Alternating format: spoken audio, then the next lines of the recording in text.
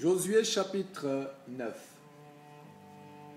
À la nouvelle de ces choses, tous les rois qui étaient en deçà du Jourdain, dans la montagne et dans la vallée, sur toute la côte de la Grande Mer, jusque près du Liban, les Héthiens, les Amoréens, les Cananéens, les Phérésiens, les Éviens et les Jébusiens, s'unirent ensemble d'un commun accord pour combattre contre Josué et contre Israël.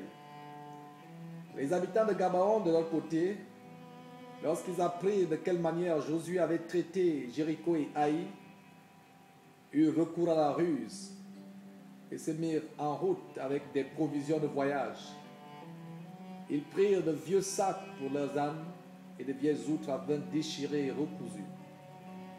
Ils portaient à leurs pieds de vieux souliers raccommodés et sur eux de vieux vêtements, et tout le pain qu'ils avaient pour nourriture était sec et à miettes.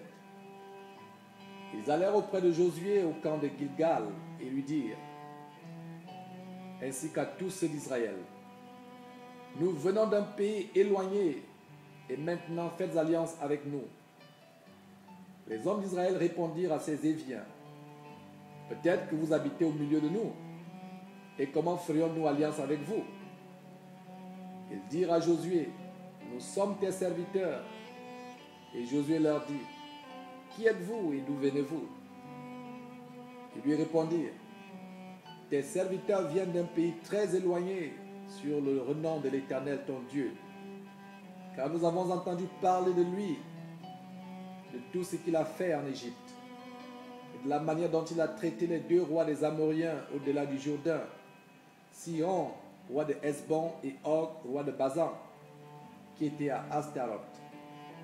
Et nos anciens et tous les habitants de notre pays nous ont dit, prenez avec vous des provisions pour le voyage, allez au-devant d'eux et vous leur direz, nous sommes vos serviteurs et maintenant faites alliance avec nous. Voici notre pain.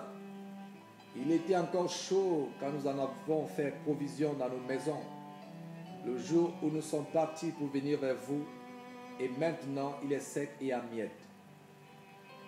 Ces outres à vin que nous avons remplies toutes neuves, les voilà déchirées. Nos vêtements et nos souliers se sont usés par l'excessive longueur de la marche. Les hommes d'Israël prirent de leurs provisions et ils ne consultèrent point l'Éternel. Josué fit la paix avec eux et conclut une alliance par laquelle il devait leur laisser la vie. Et les chefs de l'assemblée le leur jurèrent. 3 jours après la conclusion de cette alliance, les enfants d'Israël apprirent qu'ils étaient leurs voisins et qu'ils habitaient au milieu d'eux. Car les enfants d'Israël partirent et arrivèrent à leur ville le 3e jour. Leur ville était Gabaon, Képhira, Béroth et Kirjath-Jéarim. Ils ne les frappèrent point, parce que les chefs de l'assemblée leur avaient juré par l'Éternel, le Dieu d'Israël, de leur laisser la vie.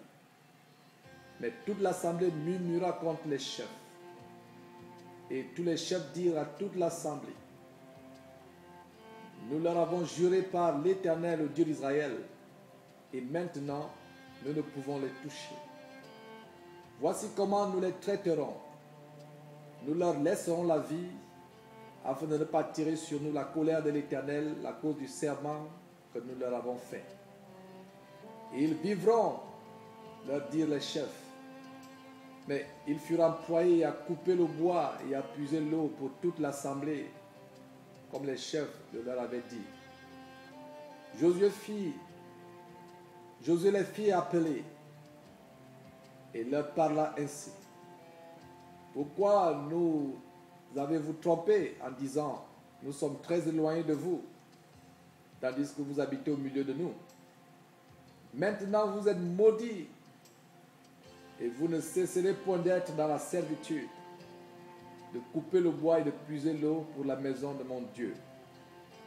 Ils répondirent à Josué et dirent, on avait rapporté à tes serviteurs les ordres de l'Éternel ton Dieu, à Moïse son serviteur, pour vous livrer tout le pays, pour en détruire devant vous tous les habitants.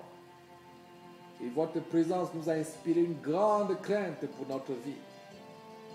Voilà pourquoi nous avons agi de la sorte. Et maintenant, nous voici entre tes mains. Traite-nous comme tu trouveras bon et juste de nous traiter. Josué agit à leur égard comme il avait été décidé. Il les délivra de la main des enfants d'Israël qui ne les firent pas mourir. Mais il est destiné dès ce jour à couper le bois et à puiser l'eau pour l'assemblée et pour l'autel de l'Éternel dans le lieu que l'Éternel choisirait. Ce qu'ils font encore aujourd'hui.